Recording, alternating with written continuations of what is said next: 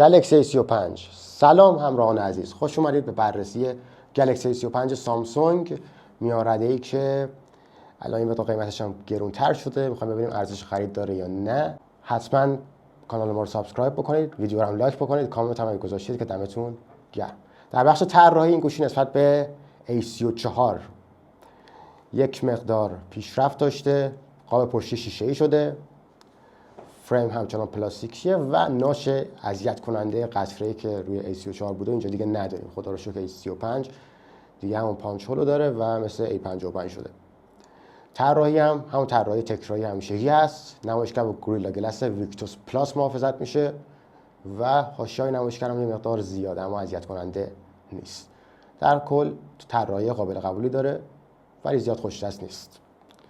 نمایشگر این گوشی یا نمایشگر 6.6 اینچی فول اچ دی پلاس، روشنایی بالایی داره، زیر نور خورشید اذیتتون نمیکنه، محتوا رو خیلی خوب نشون میده و واقعا مشکلی بابت نمایشگر نخواهید داشت. در بخش باتری یه مقدار باتریش از A55 ضعیف‌تره اما بازم شارژدهی خوبی میده، یه روز کامل میتونید استفاده بکنید. شارژرش هم 25 واتیه که داخل جعبه نیست متاسفانه، به سرعت شارژ خوبی هم نداره.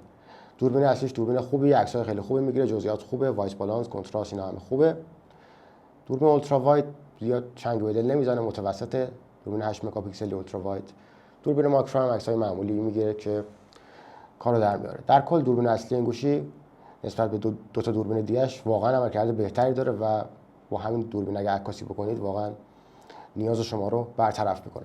دوربین سلفی هم عملکرد خیلی خوبی داره، من مشکلی باش ندارم. فیلم برداری گوشم 4K 30 فریم نهایتاً که 60 فریم رو نداره متاسفانه، اما کیفیت ویدیو هم واقعا خیلی خوبه که نمونه هاشو میتونید الان ببینید.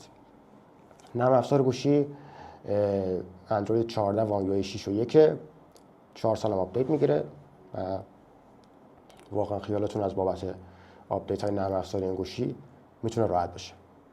سخت افزار ایزونوس 1380 رو داریم که توی A54 هم داشتیم. توی کال آف دیوتی اگه بخواید بذارید کیفیت رو وری های و فریم ریت مکس نمیتونه حقیقتا.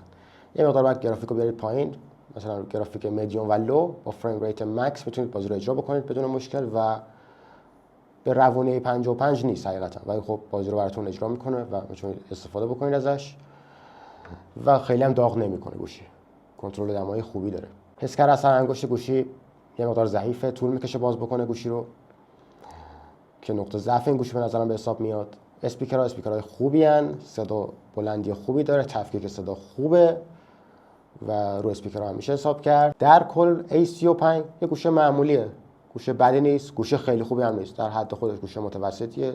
دوربینش خوبه، سخت افزارش تو کارهای روزمره خوبه، تو بازی هم اوکیه، باتریش خوبه، طراحیش خوبه و واقعا انتظار شما رو برآورده میکنه و قطعا راضیتون میتونه بکنه. مرسی که این بررسی رو تماشا کردید. برای خرید این گوشی میتونید به فروشگاه موبایل که اولین بوتیک تخصصی موبایل در ایران هست مراجعه بکنید.